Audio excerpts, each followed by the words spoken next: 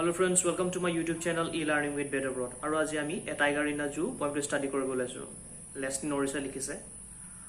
Aru ei video tut ami summary of the poem about the poet, literary devices aru kishman important question ami discuss korim. Logote text or question bilako ami study korim. Thik ase. Video ti agoha agot ami dui ekhar kotha ami jani thau jate poem tu bujat amar easy hoy. Poem to Leslie Norris likhise. 5টা stanza ase aru ইয়াত poet জনে দুটা টাইগাৰৰ কথা কৈছে যেটো এটা ন্যাচুৰাল habitat as well as আনটো এটা জুট আছে ঠিক আছে আৰু फ्रेंड्स যদি আপোনালোকে মোৰ চেনেলটো সাবস্ক্ৰাইব কৰা নাই তেন্তে সাবস্ক্ৰাইব কৰি লওক আৰু বেল আইকনটো টিপি দিয়ক যাতে ফিউচাৰ আপডেটছ বিলাক আপোনালোকে মিছ নকৰে তেনেহলে फ्रेंड्स আমি ভিডিওটি আগলৈ আগবঢ়ো with a recitation of the poem that is a tiger in a zoo by Leslie Norris He stalks in his vivid strips the few steps of his cage on paths of velvet quiet in his quiet race. He should be lurking in shadow, sliding through long grass near the water hole, where plump deer pass. He should be snarling around houses at the jungle's edge, baring his white fangs, his claws, terrorizing the village. But he is locked in a concrete cell, his strength behind bars, stalking the length of his cage, ignoring visitors. He hears the last voice at night, the patrolling cars, and stares with his brilliant eyes at the brilliant stars. The word meanings of the poem, sir. Stalks, it means follows. মানে ধৰি আগত কিবা এটা কৈছে তাৰ পিছে পিছে গৈ থকাটো stalks বুলি কয়. The next is vivid, it means bright color, মানে উজ্জ্বল এটা ৰং. Cage, it means cell or prison, মানে পিঞ্জৰা বা এটা জেল বুলি ধৰিবা. The next is rage, it means anger. Anger মানে কি আমি জানোৱে. The next is lurking, to hide somewhere and waiting for prey. মানে কৰবাত লুকাই শিকাৰ কৰিবলৈ ৰৈ থকাটোকে ঠিক আছে the next is sliding, the motion of something that slide কৰাটোকে sliding বুলি কয় ঠিক আছে ইয়াত বাঘটো খুচকাৰি থকাটোকে sliding বুলি ক'ব পাৰি ঠিক আছে the next is plump, fat or plump body of the deer attacks the tiger very easily মানে হৰিণৰ শকত মাংস যি টাইগাৰ বিলাকক বহুত লোভ লগায় ঠিক আছে the next is snarling means warning sound made by animal মানে বাঘৰ বা জীৱ-জন্তুৰ গৰজি থকাটো ঠিক আছে the next is edge, the boundary of a surface boundary সীমা বুলি আমি ধৰি ল'ব পাৰোঁ ঠিক আছে bearing, it means uncovered মানে ঢাকি নৰখা fangs, long sharp teeth of animal মানে animal বিলাকৰ দীঘল চোকা দাঁত claws, pointed nail of mammal, reptile or bird মানে চৰাই বা জন্তুবিলাকৰ দীঘল নখ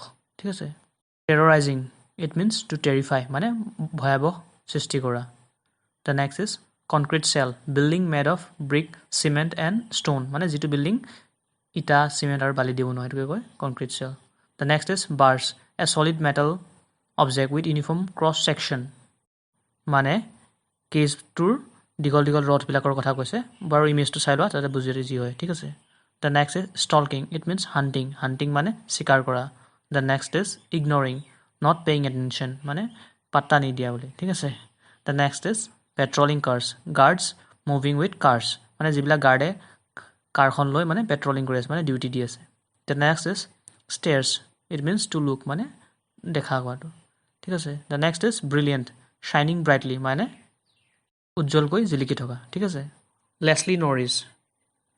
George Leslie Norris was born in 21 May 1921 in South Wales and died in the year 2006 of 6 April মানে কি হ'ল George Leslie Norris 21 May 1921 South Wales জন্মগ্ৰহণ কৰিছিল আৰু 2006 of 6 April তেওঁ মৃত্যুবৰণ হৈছিল When he was 19 years old he joined the Royal Air Force during the Second World War যেতিয়া তেওঁ 19 বছৰ হৈ আছিল তেতিয়া তেওঁ Royal Air Force জয়েন কৰিছিল আৰু হেতু টাইমত World War হৈ আছিল ঠিক আছে One of the most important Welsh writer of the post-war period and his literary publication have won many prizes. এজন ওয়েলছৰ ভাল ৰাইটাৰ বুলি জনা যায় World War periodটোৰ কথা বেছিকৈ তেওঁ লিখিছিল মেইন তেওঁৰ পাব্লিকেশ্যন বিলাকত যেহেতু তেওঁ নিজে World War পাৰ্টিসিপেট কৰিছিল এণ্ড তেওঁ বহুতো প্ৰাইজ পাইছিল তেওঁৰ কামবিলাকৰ কাৰণে ঠিক আছে About the poem contrasts a tiger that is in the zoo and the other one is in a natural habitat. Here the tiger is in the zoo, is inside a cage. he is not able to show his anger, moving inside the small cage and ignoring the visitors. Whereas the other tiger, the poet thinks, is moving freely in the jungle, preying deer for food, terrorizing the villagers. And mainly he has freedom in it. কবিজনে দুটা টাইগাৰৰ কথা কৈছে, যি এটা জু ভিতৰত আছে and আনটো natural হেবিটৰ মাজত। যিটো টাইগাৰ জুত আছে সি এটা সৰু কেজৰ ভিতৰত আছে আৰু সি নিজৰ এংগাৰটো দেখাব পৰা নাই, কাৰণ তাৰ নিজৰ পাৱাৰ নাই, যিহেতু সি কেজটোৰ ভিতৰত সোমাই আছে। আনহাতে কবিজনে ভাবিছে যে যদি জুত থকা টাইগাৰটো নেচাৰেল হেবিটেটত হ'লহেঁতেন তেন্তে কেনে হ'লহেঁতেন। নিশ্চয় জংঘলৰ মাজত লুকাই হৰিণাৰ চিকাৰ কৰিলে হয়, জংঘলৰ শেষত থকা ভিলেজাৰ্ছবিলাকক ভয় খুৱাই থাকিলে হয়, আৰু মেইনলি সি মুক্ত মনেৰে ঘূৰি ফুৰিব পাৰিলে হয়। Okay, now the summary of the poem. The first stanza. In the first stanza, it is shown that the tiger is inside a cage, moving quietly in his small cage. Due to his soft feet, one couldn't hear his footstep. Although he has lots of anger, he can't show it because he is not free. মানে প্ৰথম ষ্টেঞ্জাটোত দেখাইছে যে tiger এটা সৰু কেজৰ ভিতৰত লাহে লাহে খোজকাঢ়ি আছে, আৰু তাৰ খোজকঢ়া চাউণ্ডটো নাই কাৰণ তাৰ ভৰিৰ ফিটটো কোমল হয়। আনহাতে টাইগাৰটো গৰজি থকাও নাই কাৰণ টাইগাৰটো ফ্ৰী নহয়, আৰু বিচাৰিলে তেওঁ নিজৰ খং দেখাব নোৱাৰা কাৰণটো হ'ল তেওঁ নিহত আৰু নিসহায়। ঠিক আছে। The tiger should be hiding behind the long grass near the water bodies in order to prey, where the deer comes to drink water. Here, the point means that the tiger should be living in a natural habitat and lead a life of his own. Sorry, it need to be leading, okay? Leading a life of its own. কবিজনে টাইগাৰটোৰ কথা ভাবি কৈছে যে টাইগাৰটো actually natural habitat থাকিব লাগে, আৰু তাত তেওঁৰ নিজৰ খাদ্যৰ কাৰণে লুকাই চিকাৰ কৰিব ৰৈ থাকিব লাগে, বা যেতিয়া হৰিণাৰবিলাক পানী খাবলৈ ৱাটাৰ বডিজবিলাকলৈ মাজত আহে সিহঁতক চিকাৰ কৰিবলৈ লাগে। বাট যিহেতু টাইগাৰটো কেজ ভিতৰত আছে সি একো কৰিব পৰা নাই। ঠিক আছে। Third stanza, I think. If the tiger is said to be free, he would roar and move freely at the end of the jungle, showing his white teeth, and this would create a fear among the villagers. কবিজনে কৈছে যদি টাইগাৰটো এৰি দিয়া হয় সি জংঘলত গৈ গৰজি থাকিব আৰু জংঘলত থকা ভিলেজাৰ্ছবিলাকক ভয় খুৱাই থাকিব, যিহেতু টাইগাৰটো তেতিয়া মুক্ত আৰু তাৰ তেতিয়া জোৰ থাকিব। এন চাব গ'লে আমি টাইগাৰ বুলি ক'লে ভয়ে খাওঁ, হয়নে বাৰু? Fourth stanza of the poem. The poet in this stanza talks about the reality of the tiger, that the tiger is locked in a cage where he is not able to show his strength because he could not move out, as he is moving the step of the cage, ignoring the visitors. কবিজনে টাইগাৰটোক লৈ কল্পনাহে কৰি আছিল, বাট এই ষ্টেঞ্জাটোত টাইগাৰটোৰ ৰিয়েলিটিটো দেখাইছে যে টাইগাৰটো এটা কেজৰ ভিতৰত বন্দী হৈ আছে।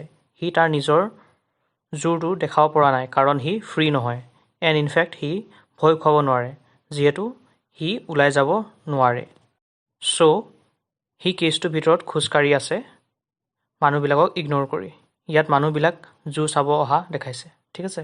And the last stanza of the poem is, the tiger hears the last voice at night that is patrolling of cars, which is used by the guard in order to guard the zoo. The tiger in his case has nothing to do so.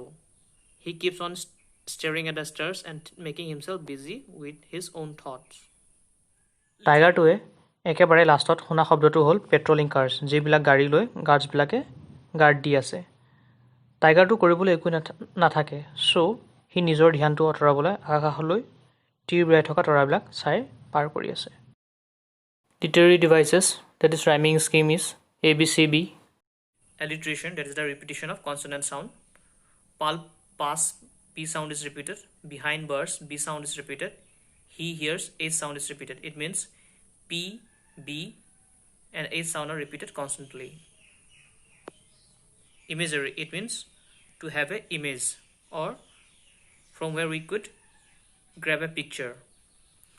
Here in this poem, the poet tries to create a tiger in a zoo and on a natural habitat. It means we could see a tiger which is in a natural habitat and in a zoo. Metaphor, it means the comparison of two things.